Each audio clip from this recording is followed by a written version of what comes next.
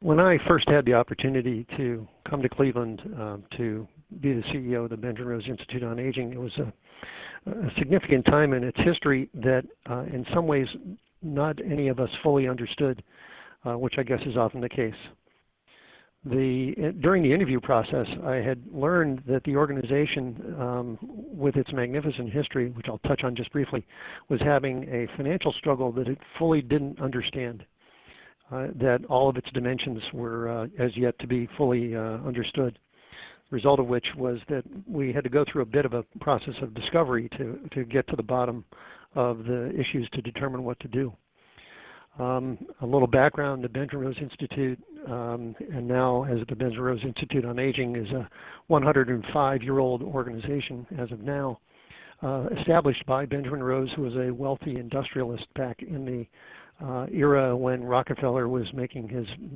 fortune in the oil business in Cleveland, and related industries were growing rapidly around it, and Rose was one of those entrepreneurs who then became a philanthropist. The organization has a long history of providing services to older people, but over its years, particularly since the 60s, had become involved in research, broadcasting, if you will, the learning that comes from doing applied research. Thus, we had been moving into the education and training field and into a lot of related activities.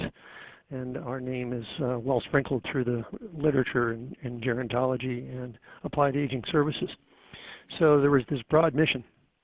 One of the first things that I did was to participate in a community-wide effort to help us reframe our mission and strategy. The tradition had been to do strategic planning, but inside, and I guess maybe partly because I was new to the community, it was developed in a way that gave me an opportunity to meet an awful lot of people and to hear broadly about our organization. And the Cleveland community for a number of years, and I mean a long time, 50, 60 years, had relied on Benjamin Rose to provide a broad kind of leadership because of the resources the organization had, were trust supported in part, and because also of the kind of, if you will, intellectual capital that the organization had been able to acquire over the early years. So when we started moving into really understanding on the inside of what the organization was experiencing, we began to realize that a fairly profound strategic error had been made in investing resources from the organization that it had to stand behind. And that specifically had to do with the construction of a large, very lovely, but very expensive nursing facility that stood on a piece of land that the organization had acquired in anticipation of building a large CCRC or something on that order, a large residential community in a low-income neighborhood in Cleveland, albeit a pretty one. So what we found was that the organization had been extremely optimistic in its assumptions about how the marketplace would respond both to the nursing home and to subsequently to any other kind of construction that had been done. And in fact, by the time the nursing home had been built, the existing nursing home that it was owned by the organization had become one of the 2 or 3 leading organizations of choice for the low-income community that had been consistent with the historic commitment to low-income persons. So in effect, the organization had proposed to move into serving people of very considerable means, despite its history of investing its resources primarily in serving the very poor, and then also pivoting from a population that was serving 95% Medicaid low-income persons in a long-term care facility, about 95% low-income persons in our community services spectrum, and then pivoting in such a fashion as we were going to be able to draw higher income older people into the city of Cleveland when there had been historic outmigration, as in many, many urban communities. Further, there was a an issue with regard to the organization's use of its resources or access to its resources. The vast majority of the resources that the organization enjoys are sequestered in trusts, which are not available to be used to act as a reserve against debt. And as a result, there's only a small segment of those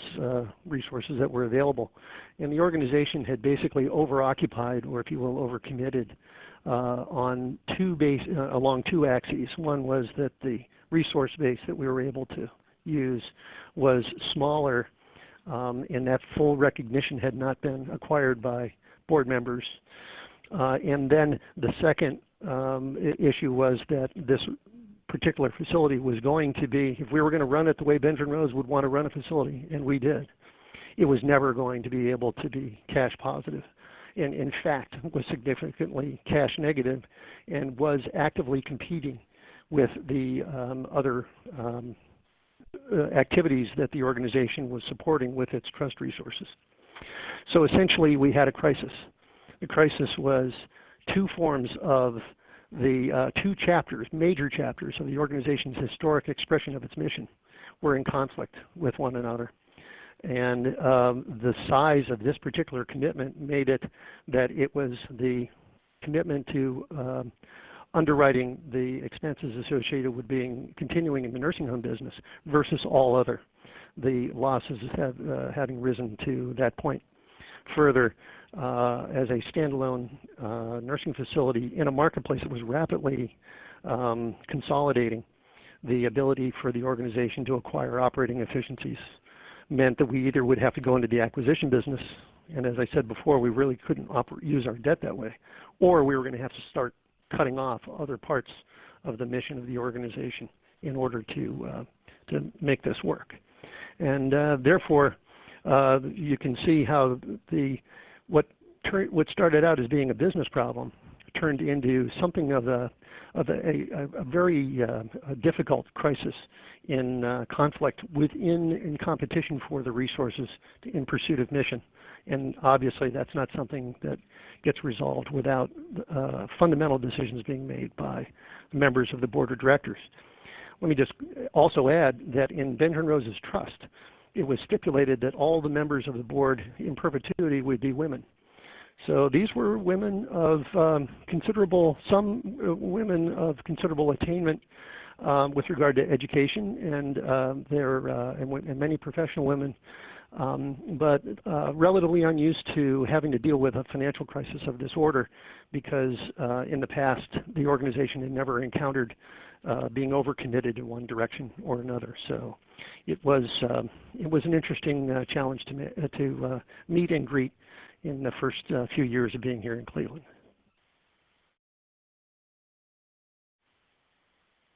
As we began to understand and get our arms around the depths of the crisis we were facing,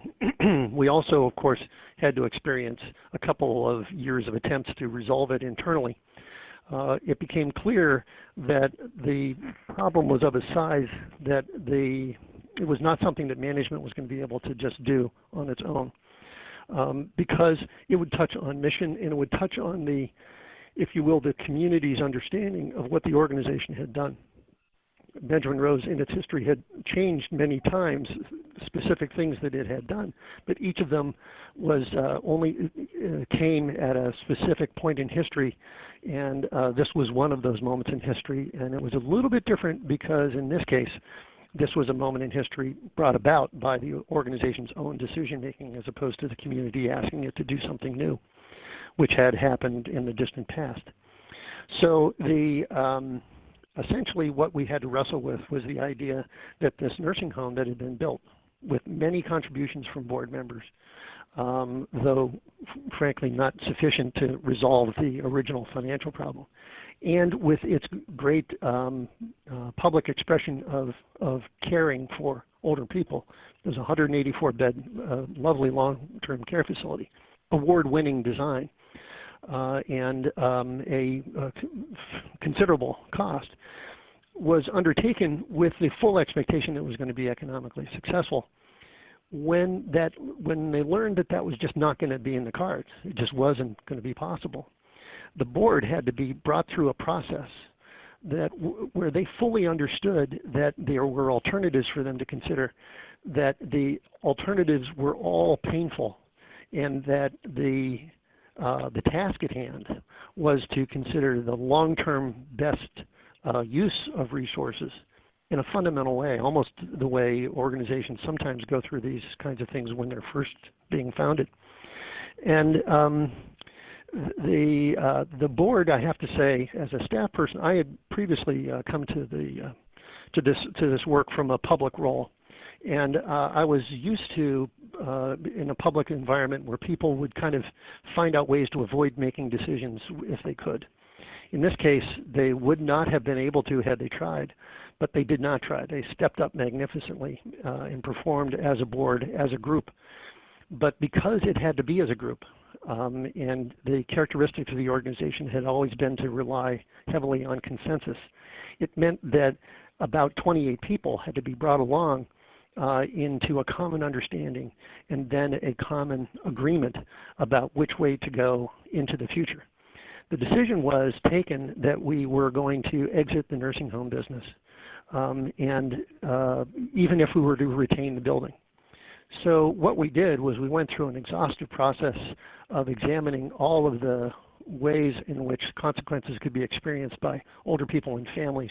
as a result of closing a nursing home. Indeed, Benjamin Rose had done some research on nursing home closure, so we knew quite a bit about it. And we figured out the best way that it could be done. Frankly, if we were going to be telling stories, one of the stories that we should tell is how to do this right, because we executed the transition out of the nursing home business for the organization and for relocation for the 170 so residents who were remaining when the decision was announced, in a way where literally the discharges had taken place in a 3-week period and all of them were successful. And we take some, not pride necessarily, but satisfaction in knowing that we did a difficult thing about as well as it could be done. That's important because we had to do this in such a fashion as it set a stage for the organization going forward. Benjamin Rose wasn't going out of business. We were not going to be leaving the community. We were going to be changing our footprint in the community. And it was necessary for us to do this in a way that indeed we had to expend some additional resources in order to be able to be strategically effective and make this decision effective in a way that assured minimal consequences and even positive consequences. From an organizational point of view, the short-term result of making this change in the organization's activity literally pivoted the organization 1 year to the next from cash negative on the order of somewhere between $1.5 million and $2 million a year to cash positive about $600,000 a year. And that number was never, we never went below that number until such time as we later on built a new building. And that was because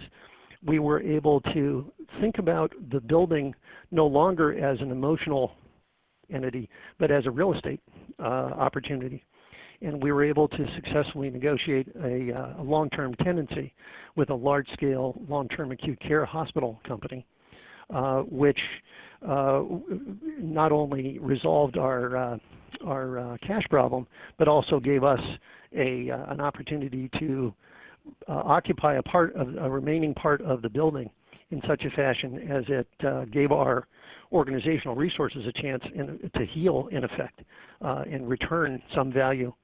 So even though the recession of 2008 hit at an unfortunate time, we came through this transition at a point,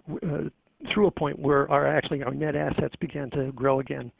and we came out of the situation quite effectively healed from a financial point of view. It put us in a position to do some other things that have really changed the forward-going position of the organization, to be really a bigger part of the larger community of serving older people and allowing us to capitalize both on our service history, but also on our very robust research capabilities as one of the largest non-university-based applied research organizations in the field in the country, as well as to give us the opportunity to explore on our service side of the mission, to explore new and even more challenging services that we can afford to undertake now, and we can afford to explore because we're no longer, in effect, bleeding to death on the other side of the house. So it is the effect has been to transform the financial future of the organization. In fact, we've been able to make a transition from shrinking, literally shrinking, faster even than a good investment year would have us grow, to a point where we are able to withstand fluctuations in investment and continue to grow, and at the same time get a full utilization because of our resources, because we're now able to use those resources to invest. And one of the ways we've invested is the acquisition of the opportunity to build a new building.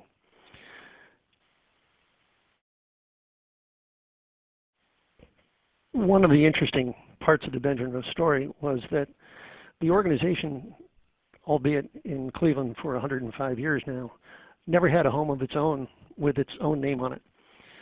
And in Cleveland anyway, and I think in many communities, that's sort of expected if you're going to be a community institution. So kind of where are you? And we had always traditionally named buildings that we owned for someone else, a past, in one case, a past research director, in another case, a past executive, and in the nursing home case I just described, an executive prior to their departure. So the Benjamin Rose in its own place had not happened. In the lease that we had signed with the large company that we had leased the building to, I can mention that it's Kindred Healthcare, and as a tenant they were great to deal with. Was an agreement that they would be allowed to purchase the building after a 5-year period, with at a guaranteed price, which would resolve our debt, and to do so at a particular point in time. We had, going into the lease, we had not anticipated that would occur because their business model had relied largely on the basis of not acquiring property. But those of you listening may recall that the national accounting standards had changed so that publicly traded companies had to show long-term leases as capital obligations. Thus, it changed the logic of whether or not they should own buildings or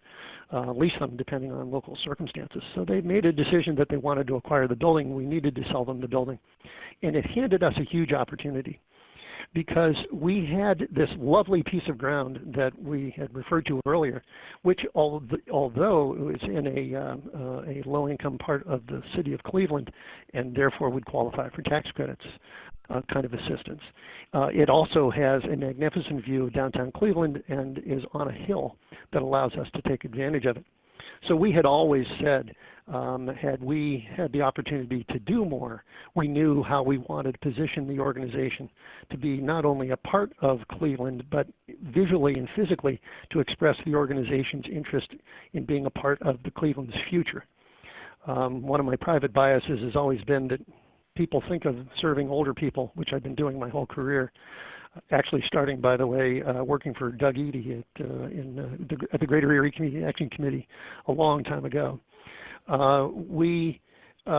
always thought of serving older people as being about the future, because we're in a country that is aging, as is the entire population of the entire world, and not something that was exclusively about the past. So our opportunity to do this in a way that was going to be a physical expression was a part of what we also intended to do. Subsequently, we also had decided that a big part of the push that we wanted to be able to do as a result of all these changes in the organization was to increase our, if you will, throw weight in the education and training world. We had been doing education and training events around the city of Cleveland and Northeast Ohio for decades, but never had an organized program, nor did we get a lot of recognition for doing it.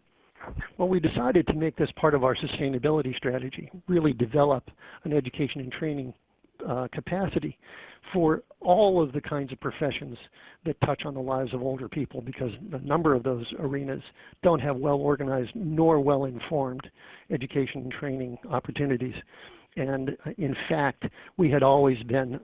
as an organization, trying to be of service to the larger community of people who serve older people. Some of them in organizations that consciously, exclusively serve older people or primarily serve older people. But as we all know, there's lots and lots of professions that touch the lives of older people, incidentally, even though they themselves don't think of themselves as gerontologists or geriatricians. So we designed in this new building a considerable amount of space, and lovely space, because we're able to take advantage of this view of downtown Cleveland,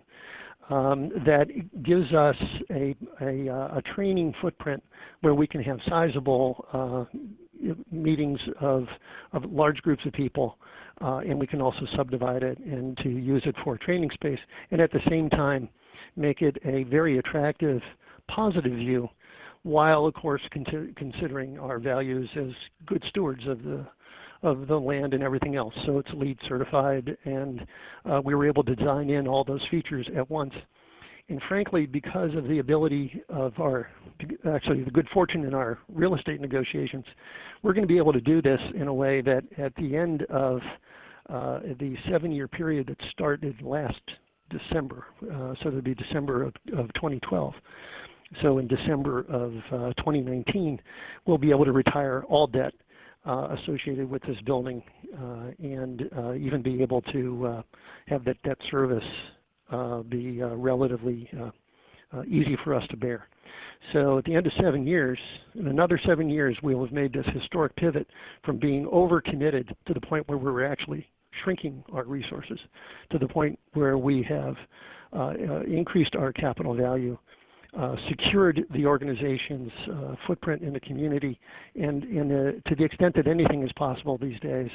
to secure and lighten the cost load on the organization going forward into the future, where it can more fully pursue its broader mission of serving older people and those who work with them.